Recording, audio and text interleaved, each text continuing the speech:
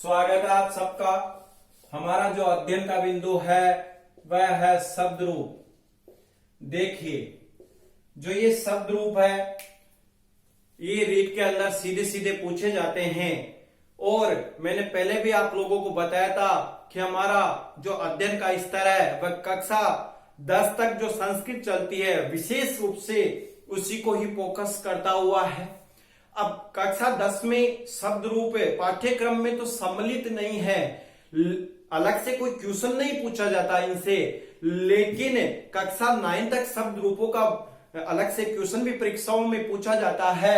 और कक्षा 10 में इन शब्द रूपों से संबंधित बहुत से बिंदु है, उनमें प्रश्न पूछे जाते हैं। और रीट में भी हमारे वह बिंदु ऐसे कैसे ही चलते हैं जैसे कक्षा 10 में चलते हैं। देखिए, इन शब्द रूपों की आवश्यकता कहां कहां होगी।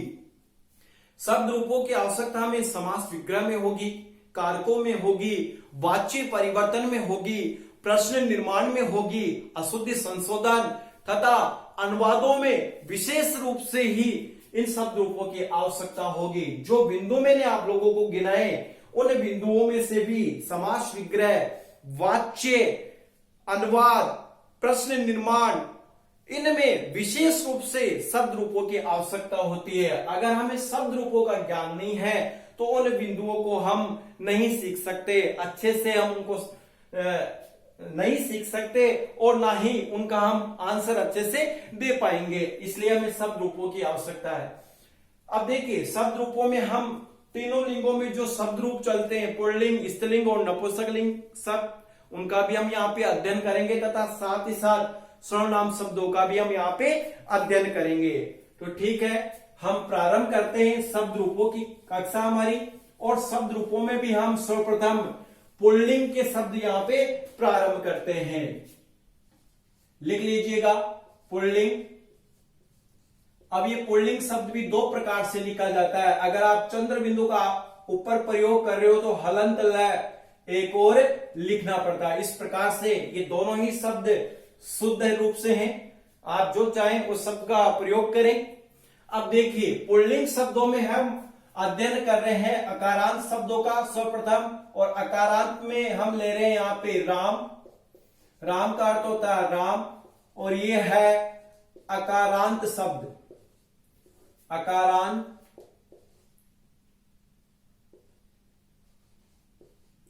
पुल्लिंग शब्द। अब देखिए, सर्वप्रथम हम इसको पहले समझ लेते हैं अकारांत क्या है। हमने विगत कक्षाओं में इन शब्द रूपों की चर्चा की और हम पढ़ के भी आए हैं। तो इन अकारांत, इकारांत, आकारांत, उकारांत इत्यादि बहुत से शब्द आते हैं। इनका तात्पर्य क्या है? देखिए, अकारांत को अगर हम विभक्त करते हैं तो अकार प्लस अंत, इसका तात्पर्य हो गया यहाँ पे कि अ हो अंत में जिसके। जैसे अब ये राम शब्द है, अगर इस राम को अगर हम ध्वनियों में विभक्त करते हैं तो र, आ, मैं और मैं से निकला तो अ। क्योंकि शुद्ध व्यंजन अगर हम पढ़ते हैं संस्कृत में तो हलंत ही आते हैं। अगर इनमें अ मिला हुआ है, अगर हलंत नहीं है तो निश्चित है ये अ है, और बिना अ के हम उच्चारण नहीं कर सकते। देखिए, ये जो हमारा बना यहाँ पे ध्वनियों में अंतिम में हमारा आया अ, इसलिए ये अकारांत हो गया। अगर मैं यहां पे लिखूं रमा, रमा शब्द मैंने लिखा और पीछे हमारे आ रहा है यहाँ पे आ, इसको अगर हम ध्वनियों में विभक्त करें तो देखिए इस प्रकार से ये विभक्त होगा और पीछे आ गया। अब पीछे आ गया तो निश्चित है ये शब्द हो गया हमारा आकारांत। अब रमा शब्द स्त्रीलिंग का तो अकारांत स्त्रीलिंग हो जाएगा। हम लिख दे हरि। अब देखिए, हरि का अगर हम विग्रह करते हैं तो है अ, ध्वनियों में विभक्त कर रहे हैं इसको, र और छोटी, तो ये इकारांत हो गया। उसी प्रकार से हम विग्रह करें भानु का तो भ, आ, न और उ, इस प्रकार से हमने ध्वनियों में इनका विग्रह किया तो पीछे उ आ गया, तो ये उकारांत हो गया। तो आप ये अभी से समझ लें, अकारांत, इकारांत, उकारांत का तात्पर्य पीछे जो शब्द में अंतिम वर्ण आता है उसी के अनुरूप शब्द का हम शब्दों को बोलते रहते हैं, और एक शब्द से हम यहाँ पे बहुत सारे शब्द बनाना भी सीखेंगे। हम अकारांत में राम शब्द को यहाँ पे सीखेंगे, लेकिन इससे हम अन्य शब्द कैसे बनते हैं उसको भी यहाँ पे जानेंगे। विशेष रूप से इसको देखते रहे और लिखते भी रहे। देखिए, सर्वप्रथम हम लिखेंगे विभक्ति। देखिए, विभक्तियां 7 होती है। फिर हम वचन लिखेंगे, वचन 3 होते हैं, एक वचनम, द्विवचनम और बहुवचनम।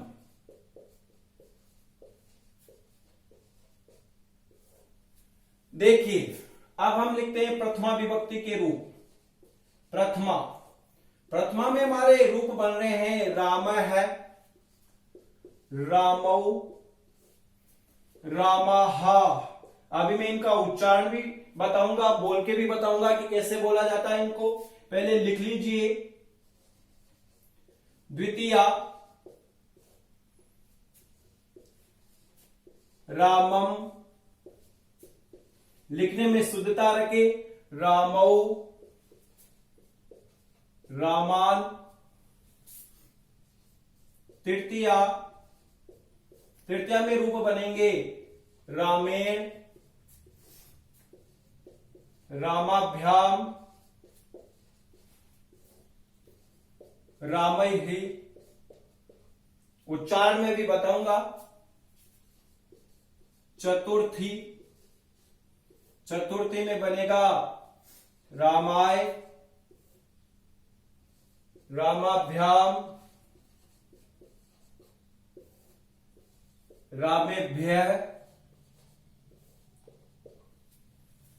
फिर पंचमी में रामात, या अगर ऑप्शन में रामात भी आ जाए तो भी राइट है, रामाभ्याम, रामेभ्यः। फिर षष्ठी में रामस्य,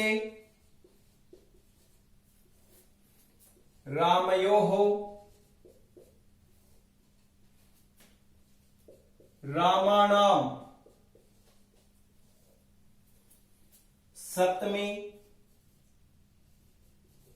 सप्तमी में रामे, रामयोः,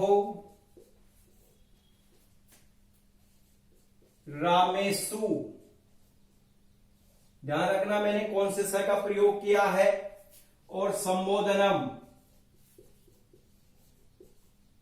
कारकों में संबोधनम में प्रथमा विभक्ति मान जाती है, और संबोधनम में रूप बनेगा हे राम, और संबोधन का ये जो चिन्ह है वह अवश्य लगता है। द्विवचन में हे रामौ, और बहुवचन में बन जाएगा हमारा रूप यहां पे हे रामाहा। इस प्रकार से हमने यहां राम शब्द को लिखा है। अच्छे से इसको लिख लें, अशुद्धि ना हो लिखने में, क्योंकि इस राम शब्द की सहायता से ही अभी हम बहुत सारे अकारांत के शब्द बनाना सीखेंगे कि कैसे बनते हैं। केवल एक शब्द याद करने से ही हम बहुत सारे शब्दों का निर्माण किस प्रकार से करेंगे। अब उच्चारण में आपको एक बात बता देता हूं, पहले इस विसर्ग से संबंधित। विसर्ग जहां पे भी विसर्ग लगा हुआ है, जैसे मान लो यहां राम में लगा हुआ है, एक ध्यान से सुनिएगा। विसर्ग से पहले जो स्वर है उसी के अनुरूप ये विसर्ग भी बोला जाता है, और हम विसर्ग को है वर्ण की ध्वनि में बोल सकते हैं, जैसे राम है। अब विसर्ग से पहले अगर अ है तो निश्चित ये ऐसा ही बोलेगा। अगर विसर्ग से पहले आ है तो निश्चित में विसर्ग को भी है नहीं, फिर हम है के आगे आ की मात्रा लगा दो, रामाहा, ऐसा हम बोलेंगे। देखिए रामाहा। अगर विसर्ग के पीछे, विसर्ग और विसर्ग से आगे अगर ओ की मात्रा लगी हुई हो, जैसे ओ की मात्रा यहां पे आई, तो निश्चित इस विसर्ग को अब हम है में भी ओ की मात्रा लगा देंगे विसर्ग को बोलने में, तो हो गया। तो हमारा यहां पे उच्चारण हो जाएगा रामयोः। उसी प्रकार से यहाँ पे रामई ऐ की मात्रा है, तो यहाँ पे हमें भी डबल मात्रा हो जाएगी, रामई है। इस प्रकार से ये शब्द हमारे बोले जाएंगे। और ये औ की मात्रा है तो हमें रामऊ ही बोलना है, ना कि रामो। हमने देखा है स्कूलों के अंतर्गत भी बहुत सी कक्षाओं में भी, मेरा खुद का भी अनुभव ये रहा है, जब मैं प्रारंभ में अध्यापन कार्य शुरू कर रहा था तब बहुत से बच्चे इसको रामो बोलते थे, जबकि रामो है ही नहीं। यहाँ डबल मात्रा है, औ की मात्रा है, रामो आएगा। तो इसको बोलने में, उच्चारण में शुद्धता रखें। एक बार मैं करा रहा हूं, राम है, रामौ, रामाहा, रामम, रामौ, रामान, रामेण, रामाभ्याम, रामैहि, रामाय, रामाभ्याम, रामेभ्यः, रामात्, रामाभ्याम, रामेभ्यः, रामस्य, रामयोः, रामाणाम, रामे, रामयोः, रामेषु, हे राम, हे रामौ, हे रामाहा। देखिए जहां पे भी विसर्ग में बोलने में अशुद्धता लगे, मैंने अभी आपको बताया विसर्ग से पहले जो मात्रा हो वही हमें लगा लो और उसका उच्चारण आप कर लो। यहां पे आपको कठिनता आ रही होगी, रामई हई, ऐ की मात्रा है तो हमें ऐसा ही बोलना है। इस प्रकार से ये हमारा राम शब्द हो गया है। इसको अच्छे से लिखें और अच्छे से याद भी करें। अब आपको एक लाइन छोड़ करके नीचे में कुछ अकारांत प्रमुख शब्द लिखा रहा हूं, अकारांत पुल्लिंग के, उन्हें आप लिखिएगा। एक लाइन, इस शब्द को लिखने के पश्चात एक लाइन आपको छोड़नी है और उस लाइन को छोड़ने के पश्चात में भी आपको अकारांत पुल्लिंग शब्द लिखा रहा हूं, वो नीचे राम शब्द के नीचे ही आपको ऐसे कैसे ही लिखने हैं। देखिए अकारांत पुल्लिंग में और कौन कौन से शब्द हैं उनको भी हम यहां पे लिख लेते हैं। देखिए उन शब्दों में इस प्रकार का चिन्ह लगा के लिखना प्रारंभ करें। एक लाइन छोड़ करके राम शब्द के नीचे बालक, नर, शिक्षक, ये सभी पुल्लिंग है। अध्यापक, ऐसे कैसे ही लिखते रहे। वृक्ष, नृप, नृप का अर्थ होता है राजा। सर्प,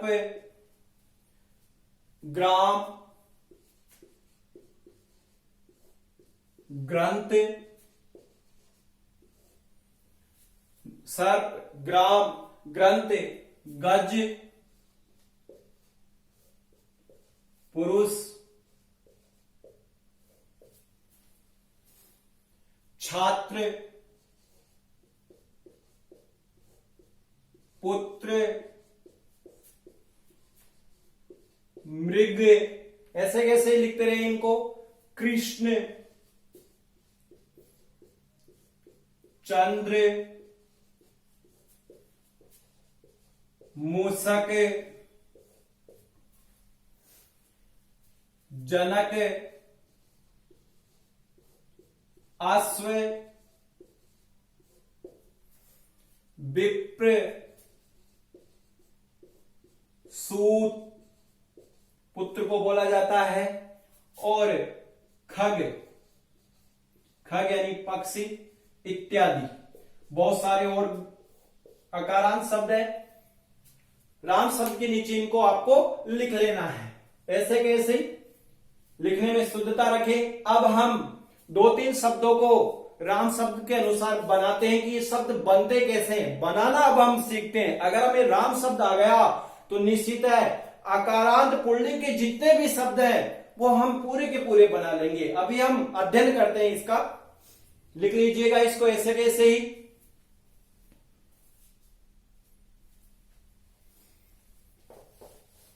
देखिए अब हम बनाना सीख रहे हैं यहां शब्द को। एक अभ्यास कर रहे हैं और ये बनाना सीखना आप चाहो तो इसी नोटबुक में लिख लो, आप चाहो तो रफ कॉपी का भी प्रयोग कर सकते हो। एक बार अगर हमें बनाना आ गया फिर हमें कोई समस्या नहीं होगी। देखिए प्रथमा में हमने राम शब्द को लिखा, राम है, रामौ और रामः, इस प्रकार से हमने प्रथमा के रूप लिखे राम शब्द के। ठीक है, ये प्रथमा के रूप हो गए हमारे। अब हम बालक शब्द ले रहे हैं यहीं पे। अब देखिए बालक शब्द का अगर हम यहां पे प्रयोग कर रहे हैं, देखो राम शब्द में आगे क्या है, विसर्ग। राम तो ऐसा कैसा पूरा आया है, तो हमें भी बालक ऐसा कैसा लिख देना है और आगे क्या लगा देना है, विसर्ग लगा देना है। इसके अनुरूप ही हम नर शब्द का भी प्रयोग कर सकते हैं। अब देखिए नर में भी नर शब्द हमने लिखा, पीछे विसर्ग लगा दिया। ऐसे ही हम शिक्षक शब्द लिख के भी शिक्षक और पीछे हम क्या लगा सकते हैं, विसर्ग का प्रयोग कर सकते हैं। अब देखिए द्विवचन में देखते हैं हम, यहां पे आया रामौ। अब देखो राम के पीछे क्या है, औ की मात्रा, तो हमें बालक में भी बालक लिख के पीछे क्या लगा देनी है, औ की मात्रा लगा देनी है। और इस नर शब्द में भी नर लिख के पीछे औ की मात्रा लगा देनी है। सीधा सीधा बनेगा। अब देखो रामाहा बहुवचन में ऐसा हमारा वहां प्रयोग था। अभी राम के आगे आ की मात्रा और विसर्ग है, तो हम भी बालक लिख के आ की मात्रा और विसर्ग लगा देंगे, बालका। ऐसे ही नर लिख के आ की मात्रा और विसर्ग, नराहा, ये रूप बन जाएंगे। और ये हो गए हमारे प्रथमा के। यहां आप एक वचनम, द्विवचनम और बहुवचनम भी लिख लें, ये हो गया। अब हम प्रारंभ करते हैं द्वितीय विभक्ति में। देखो द्वितीय विभक्ति में राम शब्द हमारा आया था, रामम, रामौ, रामान, ये हमारा शब्द यहां पे आया। अब देखिए रामम आया, राम के आगे मैं हलंत लगा, उसी प्रकार से बालक में भी बालक हमने लिख लिया, राम की जगह हमने बालक लिख लिया और पीछे मैं हलंत लगा दिया। उसी प्रकार से नर लिख लिया, पीछे मैं हलंत लगा दिया। रामौ यहां पे आया तो बालक हमने लिख लिया, राम में औ की मात्रा तो हमने यहां पे भी लगा दी, और ये ऐसे ही नर में भी हो गया।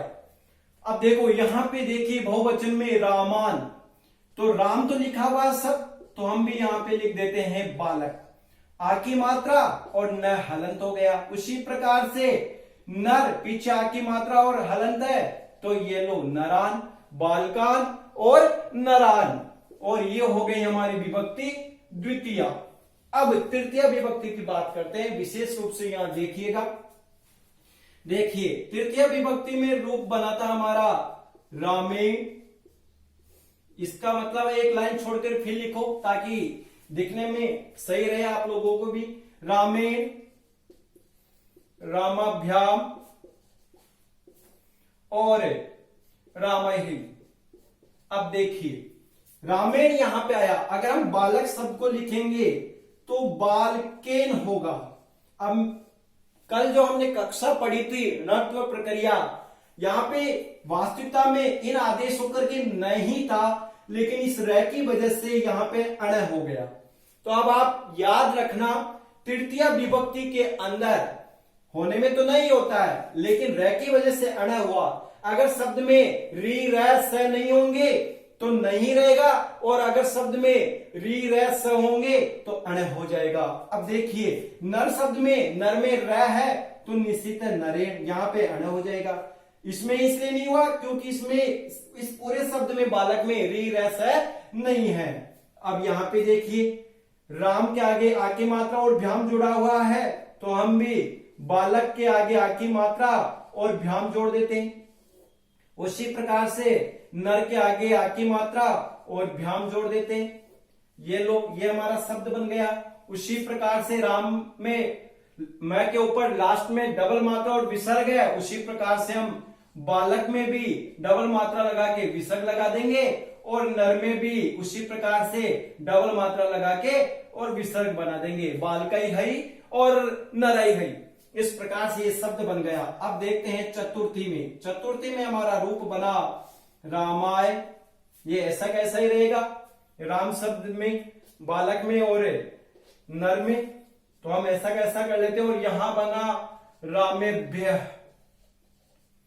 देखिए ये हमारा बना था। अब हम देखते हैं बालक में। देखो राम में आ की मात्रा और ये है, तो हम राम की जगह बालक लिख दिया, आ की मात्रा और ये लगा दिया। उसी प्रकार से राम की जगह नर लिख दिया, आ की मात्रा और ये का प्रयोग कर दिया। ये ऐसा कैसा आ ही रहा है। अब राम में भे यहां पे आया, तो हम भी सर्वप्रथम बालक शब्द को बना रहे हैं, तो बालक हमने लिख दिया, एक ही मात्रा है राम में और ये भे पीछे हमने जोड़ दिया। उसी प्रकार से नर लिख दिया, एक ही मात्रा और भे पीछे जोड़ दिया। इस प्रकार से देखिए जो जैसा जिस विभक्ति में जिस वचन में जैसा राम बना हुआ है वैसा के वैसा ही आप राम को हटाते चले, उसकी जगह अन्य अकारांत पुल्लिंग शब्द रखते चले, वो शब्द बनता चलेगा। लेकिन ध्यान रखिएगा यहाँ तृतीया में यहाँ न को अण क्यों हुआ, इस रह की वजह से। जो हम अणत्व प्रक्रिया जो हमारे कल जो हम पढ़े थे कक्षा में उसके अनुरूप। लेकिन बालक में क्यों नहीं हुआ, क्योंकि इस शब्द में री रस है नहीं है। लेकिन नरेण में इसलिए हो गया कि यहाँ पे क्या आ गया, र आ गया। अब ये र जरूरी नहीं है कि आगे ही हो, बीच में भी हो सकता है, न से पहले होना चाहिए। बस लिख लीजिएगा इसको जल्दी से जल्दी। आगे हम आगे के शब्द भी देखते हैं।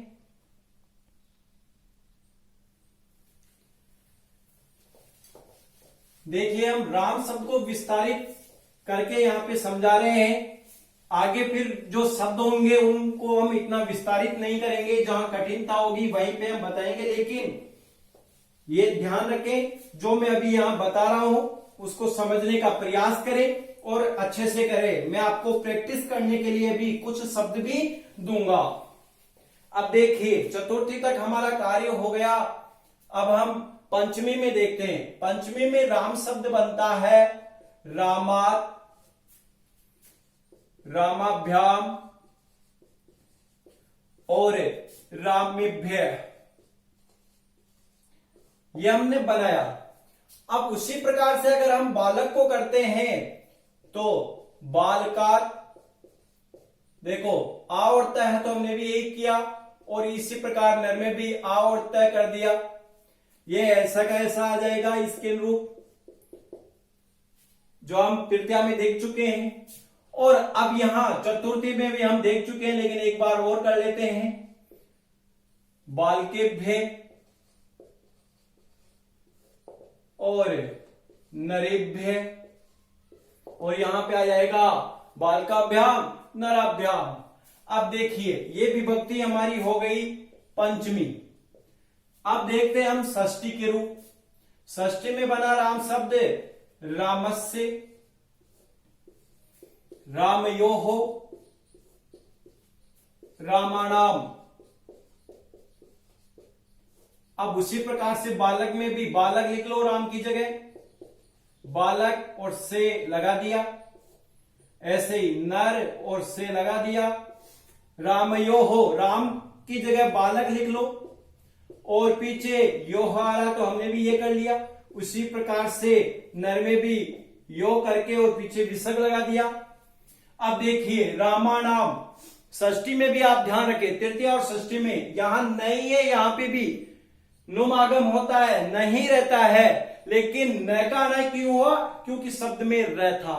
अब देखिए बालक शब्द में तीनों ही नहीं है, री रस तीनों ही नहीं है, तो निश्चित है आगे क्या आ रहा है, आ की मात्रा राम के आगे न, अण की जगह आपको न लिखना है, उसमें आ की मात्रा और मैं बाल का नाम। उसी प्रकार से नर आ की मात्रा, अब देखो इसमें र है तो यहां पे अण हो जाएगा। तो आप ध्यान रखें जो हमारी कल की कक्षा थी ऋणात्मक प्रक्रिया की, उसके अनुरूप ही हम ये बना रहे हैं। इसलिए पहले हम ऋणात्मक प्रक्रिया वाली कक्षा रखे थे कि न को अण करेंगे तो ही हम शब्द रूप सही रूप से बना सकेंगे। देखिए सप्तमी में रामे, रामयोः और रामेशु। अब उसी अनुरूप यहां अगर हम देखें बालक में राम में एक ही मात्रा लगा दी तो हम बालक में भी एक ही मात्रा का प्रयोग कर दिए और नर में भी एक ही मात्रा का प्रयोग कर दिए। अब यहां पे जो हम षष्ठी में देखे ऐसा कैसा ही बालकयोः और नरयोः। उसी प्रकार से रामेशु में राम एक ही मात्रा और सु है, तो हम भी बालक लिख दिए राम की जगह, और यहां अंत में एक ही मात्रा, तो एक ही मात्रा और सु कर दिए बालकेसु। उसी प्रकार से नर में भी नरेसु, ये बन गया। संबोधन भी देख लेते हैं। ये हमारी षष्ठी हो गई और ये सप्तमी हो गई। और अब हम संबोधन में देख लेते हैं। हे राम, हे रामौ, हे रामाह। अब देखिए, हे राम, सीधा राम लिखा हुआ, कोई विसर्ग इत्यादि नहीं है, संबोधन का चिन्ह है। तो हमारा भी हो गया हे बालक और संबोधन का चिन्ह, हे नर और संबोधन का चिन्ह, हे रामौ, वही मैं में औ की मात्रा हो गई, तो हम बालक लिख लिए राम की जगह, और ये औ की मात्रा हो गई। हे बालकौ और हे नरौ। उसी प्रकार से यहां बहुवचन में भी आ की मात्रा और विसर्ग है आगे आगे, यहां राम के आगे, तो हम यहां पे भी राम की जगह बालक लिख लिए, और आगे आ की मात्रा और विसर्ग है, और ये संबोधन का चिन्ह। उसी प्रकार से नर में भी आ की मात्रा और विसर्ग है, और ये संबोधन का चिन्ह। इस प्रकार से ये हमारे शब्द रूप यहां पे बन गए हैं। लिख लीजिएगा, इनको लिखने में शुद्धता अवश्य रखें। अब देखिए, ये आपने लिख लिया, ये तो मैंने समझाने की दृष्टि से एक राम शब्द लिख के और इन दो शब्दों को यहां पे लिखा है। अब आपको मैं अभ्यास कार्य यहां पे दे रहा हूं। इस अभ्यास कार्य के अंतर्गत आपको राम शब्द लिख के फिर नहीं लिखना है। राम शब्द को देखते हुए रफ कॉपी के अंदर, राम शब्द को देखते हुए रफ कॉपी के अंतर्गत, जिस प्रकार से हमने पूरा राम शब्द लिखा था, प्रथमा द्वितीय तृतीया कंटिन्यू, कोई शब्द बीच में नहीं लाए थे, उसी प्रकार से आपको लिखना है। जैसे बालकाय बालकौ बालकाहा, बालकम बालकौ बालकान, कंटिन्यू चले। तो हम आपको शब्द दे रहे हैं। एक है पहला शिक्षक, इसके भी रूप आपको यहां पे बनाने हैं। एक में दे रहा हूं आपको मूषक, शिक्षक, मूषक, और एक आपको रूप बनाने हैं पुत्र। पुत्र शब्द के भी आप यहां रूप बनाइए। शिक्षक हो गया, मूषक हो गया, पुत्र हो गया, और एक और बना लीजिए। अभ्यास के लिए 4 शब्द खूब है। अध्यापक, आप चाहो तो अन्य का भी अभ्यास कर सकते हैं, जिन शब्दों को हमने राम शब्द के नीचे लिखा था। इस प्रकार से इन चारों शब्दों के रूप आपको रफ नोटबुक में बनाने हैं। यह अभ्यास है हमारा, रफ नोटबुक में बनाना है राम शब्द को देखते हुए। अब आपको मैं बता देता हूं इस शिक्षक शब्द में। पहले देखिए, शिक्षक शब्द में क्ष आ रहा है, तो इसमें एक मैंने आपको पहले भी कहा था, क्ष के अंदर क, हलन और स से ये बनता है। तो इसमें सारा तो अण होगा, ये निश्चित है। अण होगा तृतीया में, तो तृतीया में रूप बनेगा इसका शिक्षक के, याद रख लेना। अभी यहां पे इसकी वजह से हो रहा है। और षष्ठी में जाके रूप बनेगा शिक्षकाणाम। यह आप ध्यान रख ले, मैं अभी समझा दिया हूं। जहां आपकी गलती हो सकती है उस जगह इन चारों शब्दों का आपको अभ्यास करना है। इस प्रकार से हमने आज अकारांत शब्द को पढ़ा। अब आगे जो भी पुल्लिंग के शब्द है उनकी कक्षा हम आगामी क्लास में उन शब्दों को समझाएंगे। धन्यवाद।